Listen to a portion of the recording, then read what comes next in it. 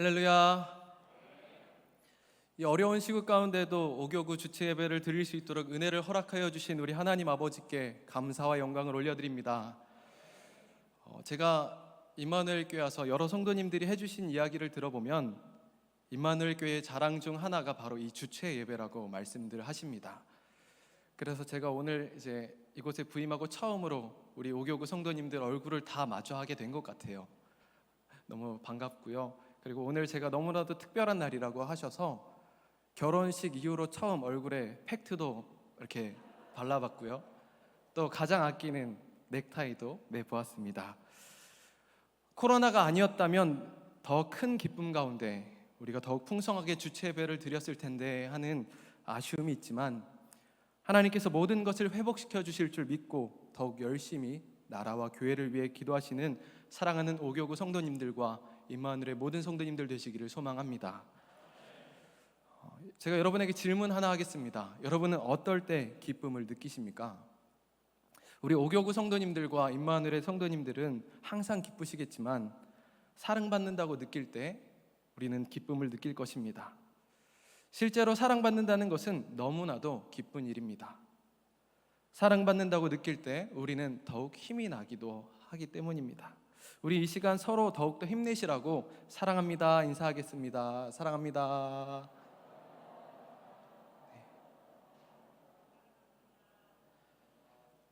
아멘.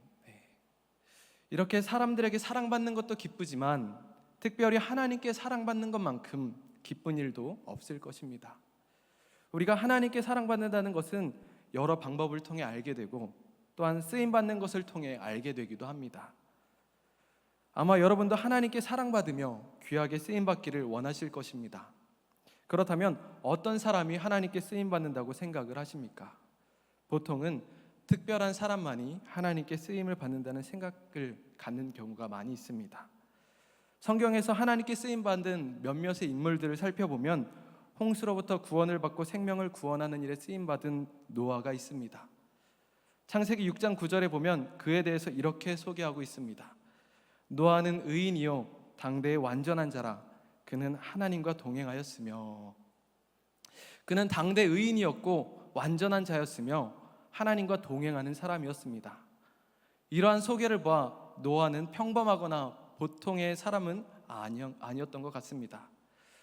또 다른 인물인 요셉을 살펴보면 그는 아버지로부터 다른 형제들보다 더 많은 사랑을 받았고 꿈을 꾸고 해몽하는 능력이 있었음을 볼 수 있습니다. 또한 삼손은 어떻습니까? 그는 태어나면서부터 나실인으로 구별되었고 하나님께서 복을 주셨고 하나님의 영이 그를 움직이셨습니다. 뿐만 아니라 그는 우리가 잘 알다시피 엄청난 힘을 소유하였던 사람이었습니다. 짧게 몇 명을 살펴보았는데 하나님께 여러 모양으로 쓰임을 받았던 사람들을 보면 평범함과는 거리가 있어 보이는 비범한 사람들이었습니다.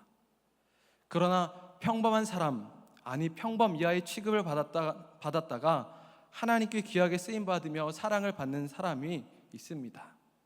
그 인물은 바로 오늘 본문의 다윗입니다. 다윗은 언뜻 보면 평범함과는 거리가 먼 비범한 사람이며 우리가 그렇게 느낄 것입니다. 보통 다윗하면 오늘날 이스라엘에서도 다윗의 때를 회복하기를 바라고 국기에도 다윗의 별이 사용될 정도로 크게 영향력을 끼친 인물로 평가받고 있습니다. 실제로 그는 하나님께 귀하게 쓰임받은 사람이었고 그의 가문에서 온 인류를 구원하신 예수 그리스도께서 탄생하셨던 것만 보아도 그는 평범함과는 거리가 먼 사람으로 느껴집니다. 그러나 다윗이 첫 등장한 부분을 살펴보면 비범하다고 여겨지는 그 역시 우리랑 크게 다르지 않은 평범한 사람이었음을 발견할 수 있습니다.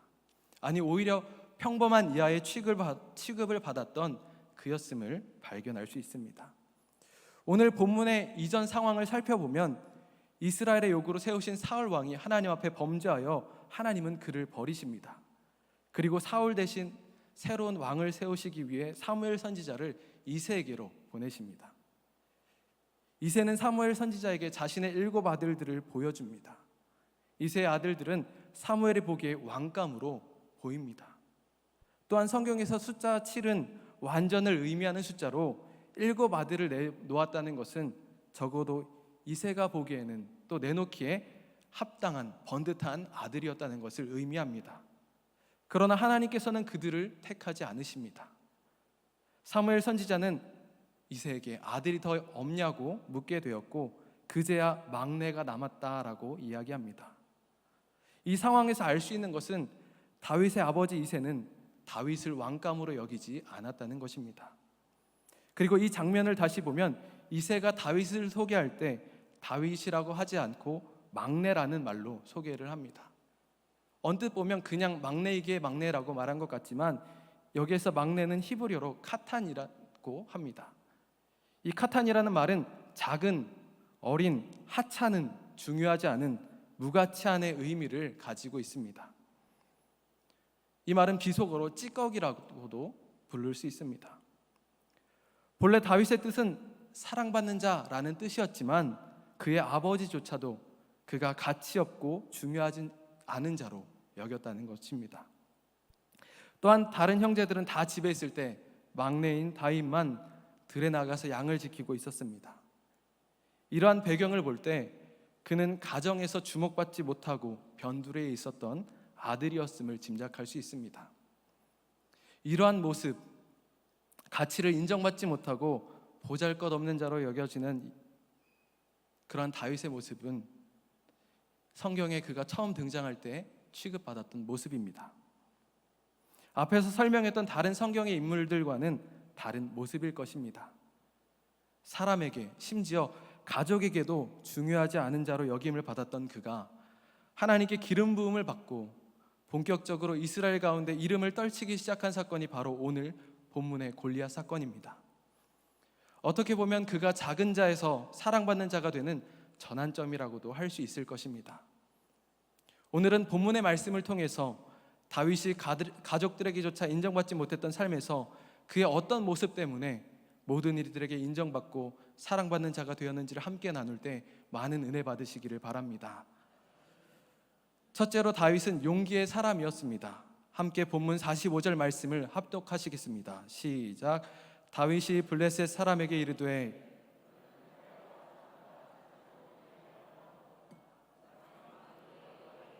곧 내가 모욕하는 이스라엘 군대의 하나님의 이름으로 내게 나아가노라. 아멘. 잠시 본문 이전의 상황을 보면 골리앗은 싸움을 도두면서 하나님의 백성인 이스라엘 군대를 모욕합니다. 그러나 그 아무도 하나님의 백성인 자신들을 모욕하여도 그 앞에 나서지 않습니다. 그 이유는 골리앗의 외모에 압도되었기 때문일 것입니다. 골리앗은 우리가 아는 바와 같이 가드 사람이었습니다. 가드는 예로부터 아낙 자손의 후손들, 즉 거인족의 후손들이 살았던 곳이었습니다. 실제로 성경에서는 골리앗에 대해 이렇게 설명하고 있습니다. 사무엘상 17장 4절 말씀을 보면 블레셋 사람들의 진영에서 싸움을 도두는 자가 왔는데 그의 이름은 골리앗이요 가드 사람이라. 그의 키는 6규빗 1뼘이요 라고 기록하고 있습니다. 한 규빗은 가운데 손가락에서 팔꿈치까지의 길이로 약 이 정도의 길이로 대략 45.6cm를 말합니다. 제가 대충 계산해 보았는데 골리앗은 거의 3m에 가까운 신장을 가지고 있었다는 것입니다. 제가 실제로 봤던 사람 중에서 가장 큰 사람은 축구 선수 김신욱 선수였습니다. 몇 년 전 공항에서 우연히 보게 되었는데 다른 축구 선수들보다도 월등히 크게 느껴졌던 기억이 있습니다. 그런데 그 선수를 보면 그의 키가 198cm라고 합니다. 198cm의 키에도 압도되었는데 그보다 1m가량 더 큰 골리앗을 본 이스라엘 군인들은 어떠하였겠습니까? 우리나라 조선시대 남성의 평균 키가 161cm였다고 합니다. 그보다 훨씬 오래전인 구약시대의 남성의 평균 키도 그렇게 크지는 않았을 것입니다. 거의 자신의 2배나 되며 노투구와 비늘 갑옷으로 무장한 그를 본다면 당연히 압도될 수밖에 없었을 것입니다. 거기에 당시에는 전쟁에서 신장은 매우 중요한 부분을 담당했습니다. 당시 주 무기는 칼이었는데 칼의 길이는 사용하는 사람의 신장에 비례했습니다. 즉 키가 크면 칼의 길이도 길어지는 것이죠. 칼의 길이가 길면 전투에 유리할 뿐만이 아니라 상대의 사기를 떨어뜨리게 되므로 전쟁을 유리한 쪽으로 이끌어갈 수 있었습니다. 그런데 다윗의 키는 사울만큼도 크지 않았던 것 같습니다. 사울을 소개할 때를 보면 남들보다 어깨 위만큼 더 컸다는 소개가 있는 반면 다윗은 블레셋 사람이 그를 보고 업신여겼다는 언급만 있습니다. 적어도 키는 그의 특징이 되지 못하였습니다. 또한 전쟁을 치를 때 1대1 전투의 결과에 따라 사기가 오를 수도 있고 내릴 수도 있는 굉장히 중요한 사안입니다. 그래서 이제 아무도 함부로 나가지 못하고 골리앗의 모욕을 듣고만 있었습니다. 이러한 상황에 다윗은 어떻게 합니까? 그는 두려워하지 않고 담대히 그의 앞으로 나아갑니다. 우리에게도 이러한 용기가 필요한 줄 믿습니다. 우리의 삶 가운데 많은 문제들과 어려움을 마주할 때가 있을 것입니다. 때로는 그것들이 골리앗과 같이 우리를 압도하려 할 때가 있을 것입니다. 우리의 마음을 무너뜨릴 만한 어려움이 찾아올 수도 있습니다. 그러나 우리는 두려워하지 않고 용기를 내어 담대히 나아가는 믿음이 되시기를 간절히 소망합니다. 민수기 13장 말씀을 보면 이스라엘 백성이 가나안 땅을 정탐할 때 12명의 정탐꾼이 아낙 자손을 보고 두려워합니다. 그리고 민수기 13장 31절에서 33절 말씀에 보면 우리는 능히 올라가서 그 백성을 치지 못하리라. 그들은 우리보다 강하니라. 우리는 스스로 보기에도 메뚜기와 같다라고 악평하고 통곡합니다. 하나님이 함께 하시기에 두려워하지 말라는 외침에도 그들은 두려워하였습니다. 이런 그들의 믿음에 하나님은 어떻게 반응하셨습니까? 그들이 40년 동안 광야를 떠돌며 두려워하였던 그 죄악을 담당하게 하십니다. 하나님을 의심하고 두려워하는 것이 죄악이라는 것입니다. 하나님은 믿음이 연약하여 두려워하는 자보다 하나님을 믿고 담대히 나아가는 자를 사용하십니다. 수많은 이스라엘 군대 중에서도 다윗이 골리앗을 이길 수 있었던 것은 그가 담대함으로 나아갔기 때문입니다. 36절 말씀을 보면 사자와 곰도 쳤은즉 하나님의 군대를 모욕한 이 할례받지 않은 사람이리까 그가 그 짐승의 하나같이 되리라 라고 고백합니다. 다윗은 골리앗을 짐승 중 하나와 같이 여겼습니다. 골리앗이 아무리 크고 위협적인 존재라고 할지라도 두려운 대상이라 할지라도 그는 그렇게 여기지 않고 자신이 쳤던 짐승과 같이 여겼다는 것입니다. 만약 다윗 역시 골리앗이 두려워서 다른 이들과 함께 숨었었다면 오늘날에 사랑받고 존경받는 이 다윗은 없었을 것입니다. 바라기는 우리 삶에 다가오는 수많은 어려움과 문제들 앞에서 두려워하여 숨거나 도망하는 것이 아닌 담대함으로 용기 내어 맞서는 그러한 믿음을 소유하시는 사랑하는 오교구 성도님들과 임마누엘의 모든 성도님들이 되시기를 주님의 이름으로 축복합니다. 둘째로 다윗은 하나님을 의지하는 사람이었습니다. 본문 45절 46절 말씀을 함께 합독하시겠습니다. 시작. 다윗이 블레셋 사람에게 이르되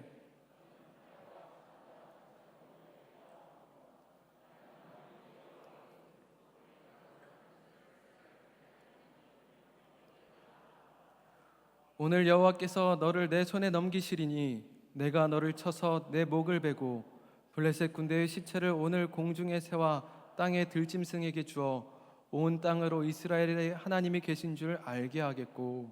아멘. 다윗이 용기를 내어 담대히 골리앗과 맞서 싸울 수 있었던 이유는 그가 하나님을 의지하였기 때문입니다. 다윗은 골리앗을 향해 나아갈 때도 하나님의 이름으로 내게 나아가노라 담대히 고백하였습니다.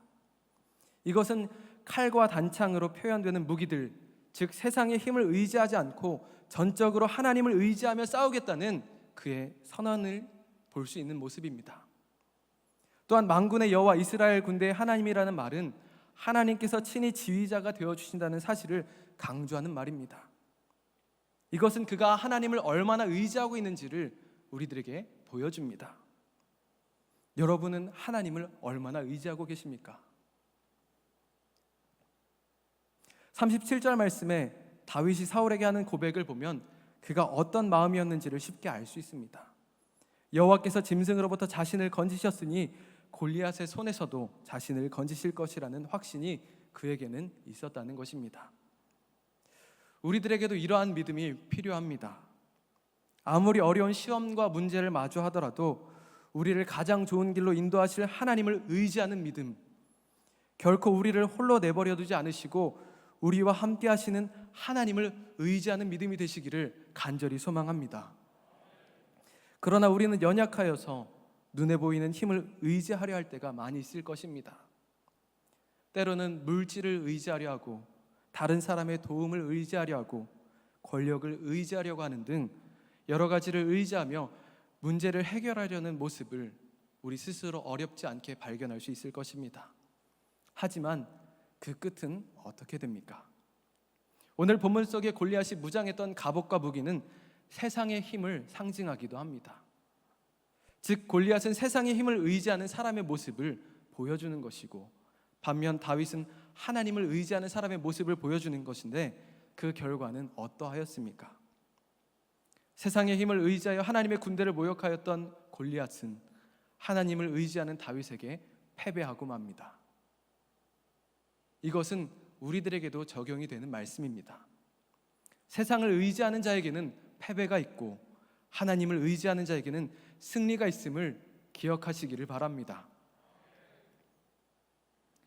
간절히 바라고 원하기는 하나님을 의지하여 승리하였던 다윗과 같이 날마다 매일의 삶 속에서 하나님을 의지하여 승리하는 우리 사랑하는 오교구와 임마누엘의 모든 성도님들 되시기를 주님의 이름으로 축복합니다.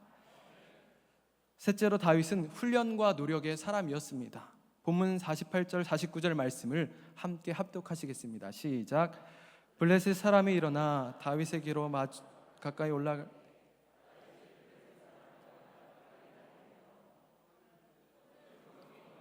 돌을 가지고 물매를 던져 블레셋 사람의 이마를 치매 돌이 그의 이마에 박히니 땅에 엎드려지니라.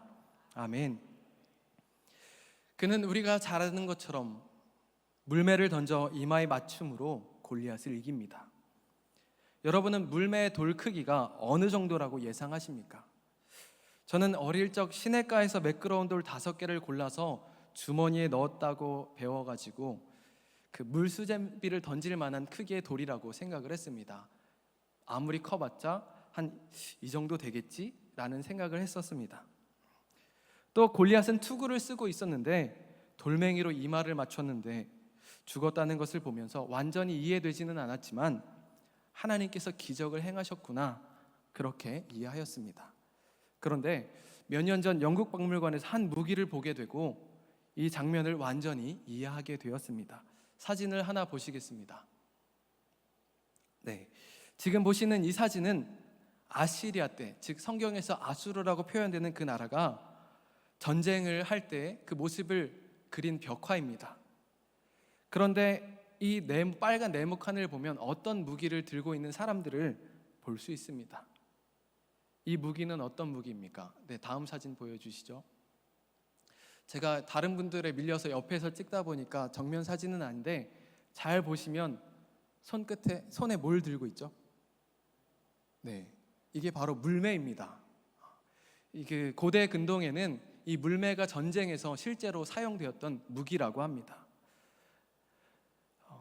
다음 사진 보여주세요. 그리고 이 사진이 전쟁에 사용되었던 그 물매와 물매의 돌 사진입니다. 물매에 사용되었던 그 매끄러운 돌은 제가 생각했던 작은 돌멩이의 수준이 아니라 저의 주먹보다도 더 큰, 흔히 말해 짱돌이라고 불리는 그 정도 수준의 돌이었습니다. 그런데 우리가 생각할 때 다윗은 어떤 일을 하였습니까? 양을 치는 일을 하였고 34절 35절 말씀에 사자나 곰이 와서 양떼에서 새끼를 물어가면 그것을 치고 양을 구해냈다고 말합니다. 이 말에서 추측해 볼 수 있는 것은 사나운 짐승으로부터 양을 지키기 위해서 이 물매를 던지는 노력을 하였을 것이라는 것을 추측해 볼 수 있습니다. 이 주먹보다 더 큰 돌을 던져서 짐승에게 정확하게 날리기 위해서는 결코 노력이 없이는 할 수 없는 일일 것입니다. 이만한 돌을 돌려서 멀리 날릴 수 있는 근력도 있어야 하고 단순히 날리기만 해서 되는 것도 아니고 목표로 정확하게 날리기 위해서는 피나는 노력이 있어야 했을 것입니다. 또한 본인에게 적합한 돌을 고르는 안목을 기르는 노력도 그에게는 있었을 것입니다. 우리가 군대의 경험을 떠올려 보면 처음에는 사격할 때 0점 잡는 것도 쉽지 않습니다. 그렇지만 PRI 훈련, 즉 사격 훈련, 우리가 흔히 말하는 피나고 알배기고 이가 갈리는 그 훈련과 노력을 통해서 대부분 사격을 잘하게 되는 것을 보게 됩니다. 다윗 역시 마찬가지죠. 그도 피가 나고 알이 배기고 이가 갈리는 노력이 있었을 것입니다. 물론 중요한 것은 이러한 노력 위에 하나님의 은혜가 더해졌기에 완벽한 승리를 거두게 된 것입니다. 하지만 만약 다윗이 이러한 노력을 게을리하였다면 과연 이 돌을 던져서 목표로 보낼 수 있었겠습니까? 그것은 힘들었을 것입니다. 우리의 신앙생활도 훈련과 노력이 필요할 줄 믿습니다. 신앙은 하루아침에 만들어지는 것이 아닙니다. 꾸준한 노력과 훈련을 통해서 만들어져 가는 것입니다. 우리가 잘 아는 감리교회 창시자이신 존 웨슬리 목사님을 보면 그가 회심을 경험하였다는 것은 우리 모두가 잘 압니다. 그런데 우리는 그냥 하루아침에 갑작스럽게 하나님의 은혜로 회심을 경험하였다고 오해할 때가 있습니다. 물론 그가 하나님의 은혜로 회심한 것은 맞는 말입니다. 그러나 많은 사람들이 주목하지 않지만 그에게는 매일매일의 경건의 훈련이 있었다는 것입니다. 회심을 경험한 당일날의 기록을 보면 그는 그날 아침에도 평소와 같이 이른 아침 말씀을 묵상하였습니다. 그러던 중 베드로후서 1장 4절의 말씀이 눈에 들어왔고 이 말씀을 하루 종일 붙잡고 고민하며 묵상하였습니다. 그리고 오후에는 저녁 기도에 참여하여 예배를 드리게 되었고 그 후에 간 곳이 올더스 게이트 거리였습니다. 이곳에서 한 사람이 읽는 로마서 주석 서문의 마지막 구절을 듣는 순간 마음이 따뜻해지며 회심을 경험하게 됩니다. 그가 기록한 이날 저녁 일기를 살펴보면 그는 내키지 않았음에도 기도회에 참여했다고 말합니다. 그는 선교의 실패로 인해 좌절과 어려움 가운데 있었지만 그로 인해 하나님 앞에 경건 생활하는 것이 내키지 않는 상황이었지만 그럼에도 불구하고 그는 경건의 훈련을 게을리하지 않았고 거기에 하나님의 은혜가 더해져서 회심하게 되었고 영국과 세계를 변화시킨 감리교회를 만든 인물이 되었습니다. 오늘 본문의 다윗이 양을 돌보는 일, 자신이 맡은 일에 최선을 다하며 훈련과 노력을 게을리하지 않았기에 하나님께서 은혜를 더하셨고 그는 큰 일을 행하는 자가 되었다는 것입니다. 우리들에게도 이러한 노력과 훈련이 필요합니다. 날마다 말씀을 묵상하고 그 말씀이 때로는 이해되지 않는다고 할지라도 그 말씀을 붙잡고 고민하며 하나님의 뜻을 찾으려는 노력이 우리들에게는 필요합니다. 또한 하나님 앞에 부르짖는 기도의 훈련도 우리에게 필요합니다. 뿐만 아니라 하나님께서 나에게 맡겨주신 그 일에 최선을 다하는 노력도 우리는 해야 한다는 것입니다. 흔히 하는 말 중에 이런 말이 있습니다. 하나님은 준비된 자를 쓰신다. 이 말은 모든 상황에 100% 적용되는 말은 아닐 것입니다. 하지만 훈련과 노력으로 준비된 자에게 하나님의 은혜가 더해지면 우리는 더 큰 일을 감당하게 될 줄 믿습니다. 비록 다른 사람이 볼 때 양을 치는 것과 같이 보잘것없는 일, 아무도 인정해주지 않는 작은 일이라고 할지라도 우리가 해야 할 일들, 우리에게 맡겨주신 일들을 최선을 다해 열심히 하며 훈련하고 노력할 때 그 위에 하나님의 은혜가 더하여지고 우리는 역사에 참여하게 될 줄 믿습니다. 우리 오교구와 임마누엘의 모든 성도님들이 맡은 일에 그리고 경건과 훈련에 게을리지 않고 최선을 다하시고 노력하셔서 하나님의 은혜를 경험하시고 그 은혜로 말미암아 더 놀라운 역사를 이루시는 믿음이 되시기를 간절히 소망하고 축복합니다. 어쩌면 우리의 삶이 다윗이 처음 등장한 것과 같이 다른 이들에게 인정받지 못하고 주목받지 못하는 삶이라고 여겨질 수도 있습니다. 그러나 그것이 하나님의 일을 감당하지 못할 이유가 되지는 못합니다. 비록 남들이 날 알아주지 않고 주목하지 않는 삶이라고 여길 수 있지만 나의 신앙이 비범하지 않고 평범한 신앙이라고 여겨질 수는 있지만 그렇지만 다윗과 같이 나에게 주어진 일에 열심을 다하고 훈련과 노력을 게을리하지 않으며 하나님을 담대히 의지하며 나아갈 때 하나님의 은혜를 경험하며 사랑받는 자로 하나님의 역사를 이루는 믿음으로 세워질 줄 믿습니다.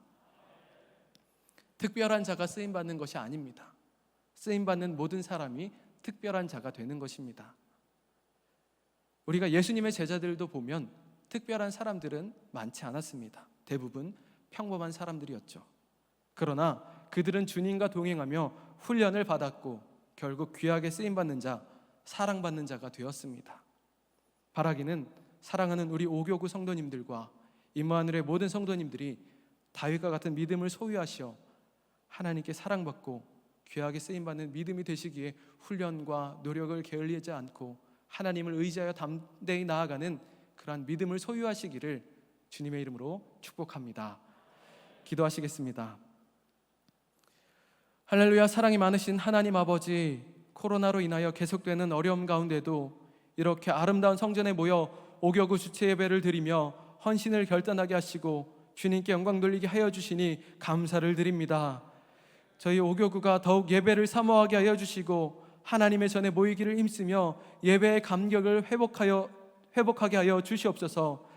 특별히 다윗과 같이 올 한 해도 주님께서 맡겨주신 일에 더욱 열심을 다하게 하여 주시고 주님을 의지하여 담대히 나아가는 승리하는 저희 오교구가 될 수 있도록 인도하여 주시옵소서. 또한 주님이 주시는 놀라운 은혜를 체험하고 귀한 일에 쓰임받는 오교구의 모든 성도님들이 되게 하여 주시고 저희의 모든 삶을 통하여 하나님께만 영광 올려드리는 저희 오교구와 임마누엘의 모든 성도님들이 될 수 있도록 은혜 내려 주시옵소서. 이번 한 주간도 담임 목사님의 말씀을 통하여 자녀들과 스킨십 하겠습니다 결단하게 하여 주시니 감사를 드립니다.